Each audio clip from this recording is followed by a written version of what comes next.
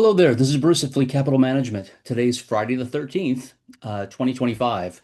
Let's take a look at what the market is telling us and about some news around the world. The news isn't good. The market had a bad day, but there's some hopeful light at the end of the tunnel. We always need to start by saying the video presentation is intended for educational purposes only, and the discussion of any security is not a recommendation to purchase or sell the security. Please feel free to email me anytime you have a question, Bruce at Fleet Capital Management. We have said time and time again that the markets hate uncertainty. And there's a fair amount of uncertainty that I want to talk about so you understand what's going on. Inflation, tariffs are inflationary. Simple as that. But now we have a new war in the Middle East, and oil prices have gone up dramatically, and that will add to inflation along with the tariffs. One other thing about the tariffs and inflation is some commentators, some analysts, even one of my favorite analysts in the world, Tom Bowley, I think are incorrect on how they're looking at inflation data right now. They keep saying that, well, inflation data has not come in showing a lot of inflation. It's actually not bad at all. And that's a true statement, but I don't think they've given it enough time. It normally takes a couple of months between when tariffs go into place, ships stop coming into our ports to offload their goods, it gets on trucks and it gets to the stores, and the stores have to price them. So even though, and I may be wrong, but I don't think so. I don't think they have factored in the time frame that it takes for tariff inflationary pressures to show in the economic reports. So I think that inflation may be worse than what the current reads that are coming in now. And we'll know who's right in the next month or so. But I really do believe that those economic reports are not factoring that in. With oil prices going up, that will add to the inflation inside those economic reports. And I'm thinking that we're at the end of June now, by beginning of August, I think we'll start to see those inflation numbers look not so good. And what that means is because there's cause and effect for everything, if we have inflation in our economic indicators, then the Federal Reserve Board is not going to lower interest rates. They're either going to keep them stable or they're going to raise them. This absolutely insane tariff policy. It's on one day, off one day. There are deals being made. There are no deals being made. I remember that Trump said he'd have 90 deals done in the first 90 days. I don't believe we have any. And so lots of uncertainty there. Corporations in America and worldwide, they have no idea what to do. What does that mean? Imagine that you are Walmart and you are the person charged with ordering for the merchandise for Walmart. Well, do you order it now and pay whatever tariff is currently in place? Do you wait that maybe that tariff will be dropped? Or if you wait, will that tariff go up? How do you price your goods in your stores? Um, I assume they are also looking at uncertainty of how much will the consumer spend over the next few months with all of this uncertainty. So, very, very difficult. I would hate to be on the board of a major corporation. Now, Walmart has made it very clear in the public that they're raising prices because of these tariffs. And Mr. Trump was extremely unhappy with that statement. I don't know why. It's the truth. They have to. Costco has made it very clear they're raising prices because of the tariffs. And prices are going up everywhere. Prices are going up on Amazon. Amazon CEO Jeff Bezos early on had said, we're going to show consumers how much more they're spending due strictly to the tariffs. And I think Trump snapped back at him, and Mr. Bezos crawled into a hole to hide. We have geopolitical risks. You know, now we don't only have Russia, Ukraine, which again, Mr. Trump said he would end on his first day in office. he's had a pretty good amount of time and nothing has happened. Now we have a war in the Middle East. That's a problem. And how much more could that spread? So that's a risk. Federal job cuts. A lot of federal employees have been fired, and then judges said, no, you have to rehire, but it's only for particular areas. And just recently, Robert Kennedy fired all of the vaccination scientists, experts at what is it, the NIH, which is just amazing. And he fired them because they didn't agree with him. He's not a doctor, by the way. So we've got, and then deregulation. Deregulation is an interesting thing because Republicans are all for deregulation. Deregulation is very, very bad for the environment and employees.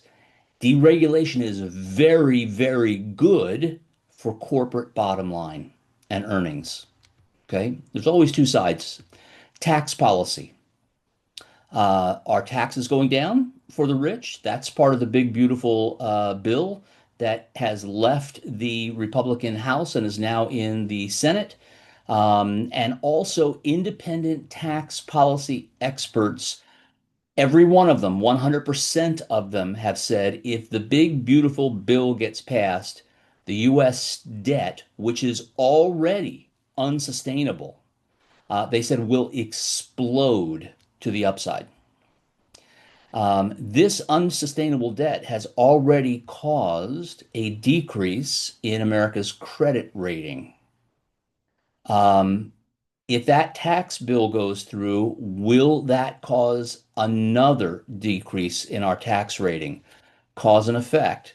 If our tax rating as a nation goes down, the amount that we have to pay on the bonds that we use every day to fund America's obsession with debt goes up. If that interest rate goes up on the debt, that will again blow a hole in the US debt picture. Interest rates. Are interest rates going up or down? I personally, and the Fed does not call me and ask my opinion.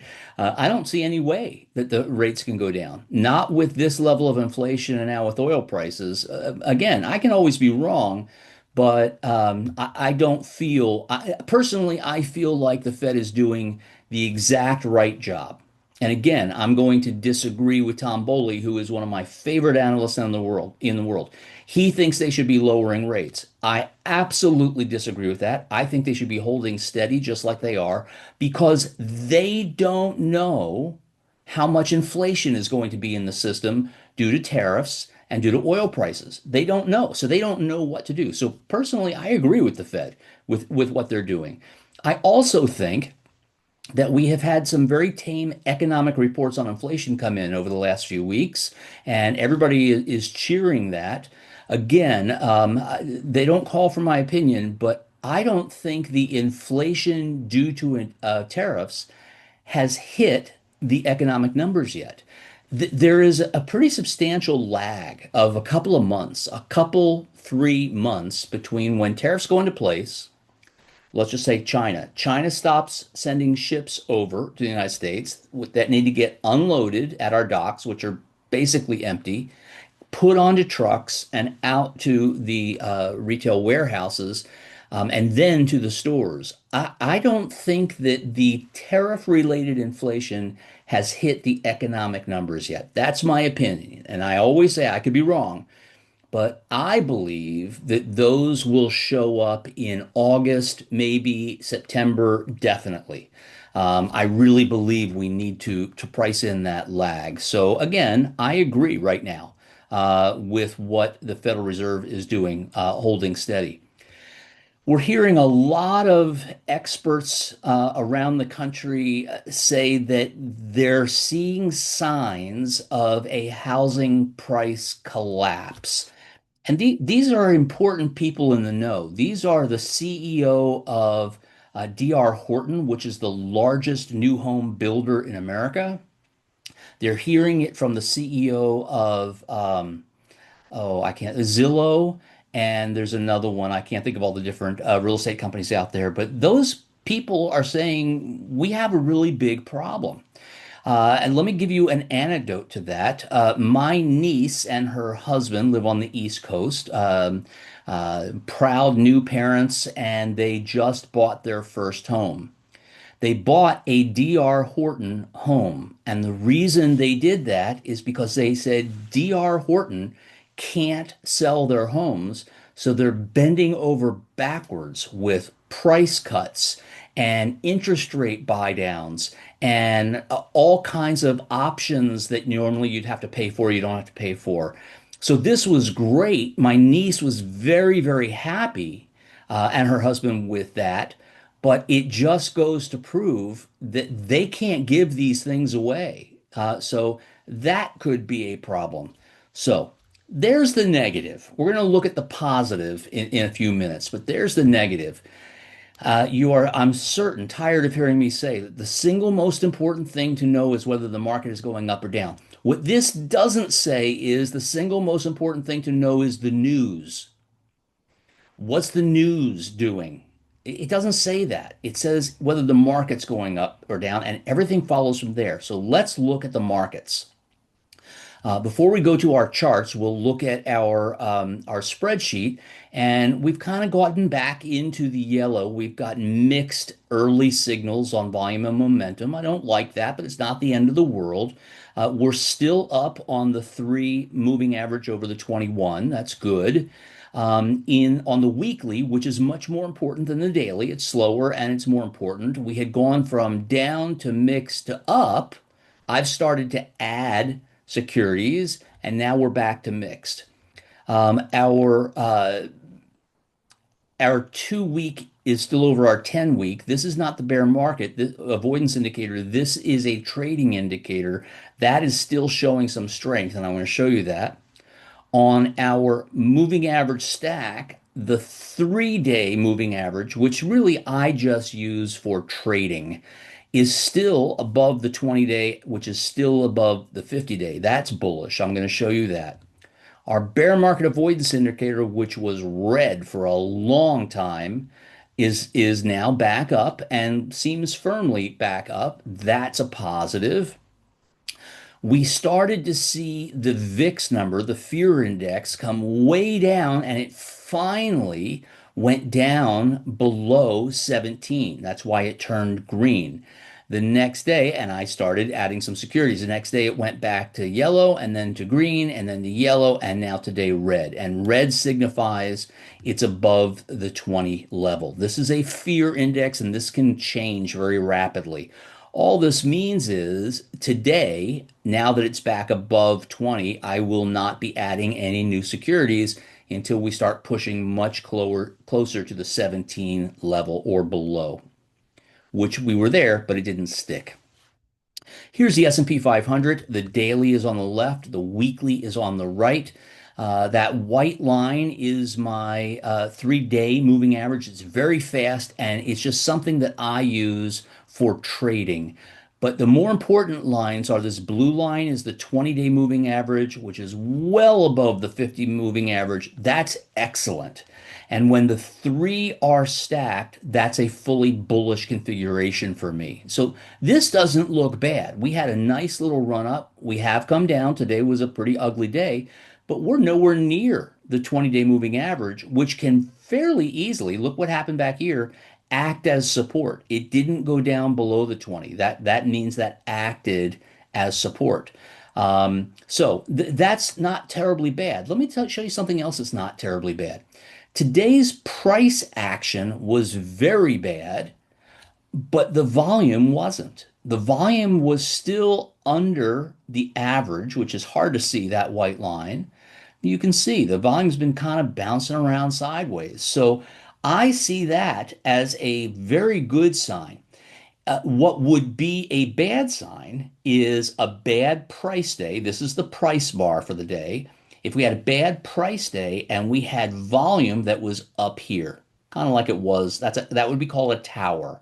That would be suggesting to me that institutions are throwing in the towel and selling a lot of their positions.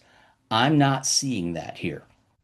If we go down to momentum, we are still in the blue, which means momentum, generally speaking, is to the upside. But the line on top has turned red, and that goes red and green. That's okay. We're still in the blue. Our RSI, although we're getting close, is still above the white line, which is the 55 level. Man, I hope it holds that. You can see it touched it back here and then turned back up, which showed that the market was still strong. We need to stay above that 55 level. This is a newer volume indicator that I'm using when the volume, the green, the bullish volume, is above that dotted line. What that signifies is there's enough volume in the market to move price, to move. We've now gone back down. So there's not enough volume. We'll see if that turns or if it switches. The on balance volume, this is looking at, remember, every day there are buyers and there are sellers. On balance, who's winning that tug of war? And it's still green. So on balance, even with today's price, we have not gone red. So there's some positive signs there that I don't like what today did, but there's positive signs. We don't invest for one day. If we go over to the weekly, it's even better. This is our bear market avoidance indicator, the green and the red. When the green crosses back above the red, that means the 10-week crosses back above the 20-week, we no longer are looking at a potential bear market. If you see over here, this is where it crossed below, and we had quite a number of weeks that were pretty ugly. We're back in the clear now. We do have an area of resistance right up here that we need to break through, but based on our indicators, that's okay. Looking at the momentum, it's hard to see, but it's blue underneath that line. So that's a positive. On the RSI, we're clearly still above that 55 line. We've got on the weekly basis, we still have that green, which is bullish volume, well above the dotted line, which is the 30 level. On the on balance volume, you can see it turned a little bit red. It's been going back and forth for the last few days, which makes sense. And this is another momentum indicator that I use called the MACD, the Moving Average Convergence Divergence. And it's still up and rising for the week, which tells me today was bad, but the week wasn't that bad. So I'm not seeing any major deterioration on a technical level. I saw a lot of major deterioration on a price level. Look at all that red. The only thing that was a clear winner was gold, which confirms what I said, which is oil is going to add to inflation. And we also added silver. Now, silver was down today, 27 basis points, but the S&P was down over 1% and the Nasdaq was down over 1.25%, being down 0.27, not that bad. So I expected silver to start a run. It just broke out. And I was, based on the charts, getting the feeling that it's going to start to follow gold. We'll see. But that's not a bad reading, being down only a quarter of a point when the market was down 4 and 5 times that. So that's the market. There's a lot of garbage going on in the news. The stuff going on in LA and the deployment of National Guard and now Marines, not good, not a good picture around the world or for Americans. And buckle up because tomorrow is that No Kings Day, the last I heard, there are 2,000 demonstrations scheduled around the United States. A lot of people will participate in that. And then we also have the military parade down the streets of Washington, D.C., which I personally think is insane. The only leaders I know of that do that are North Korea and Russia. But Mr. Trump wants a parade. What I am desperately hoping for tomorrow, what I'm desperately hoping is on the 2,000 demonstrations around the United States, the FBI has announced there's a lot of chatter from Proud Boys and those types of extreme organizations that they're going to interfere with those rallies and potentially cause some violence. I pray that doesn't happen. Conversely, I also hope that if there are demonstrations in DC against the parade and against current US policy, I hope that that doesn't turn violent. But doesn't it feel like all we need is a spark? It doesn't feel good right now. So none of us are happy about this. Let's hope we get through tomorrow without violence. Let's hope, Israel has attacked Iran. Iran has now reciprocated to Israel. Let's hope cooler minds maybe can prevail over the weekend and, just buckle up. There could be a lot of news this weekend leading into Monday morning's stock market open. So we'll see. But we're no more new trades for now. Everything was looking good. We started to push more growth. Now everything is not. So we're pulling back. That's what we do, and that's the best way to do it. So have a good weekend. Watch the news if you want to. Don't watch it if you want to be happy. And let's hope for non-violence and cooler heads. And let's see what the market does next week. We have been riding this insanity since this last election, and I think we've done pretty darn well managing since this election. But I hope it doesn't get more extreme. We'll see, like I said. So enjoy your weekend. And if you have any questions or concerns, shoot me an email or hop on my calendar and let's do a Zoom and talk about your account. Okay? That's the story. Enjoy your weekend. We'll talk to you later. Bye bye.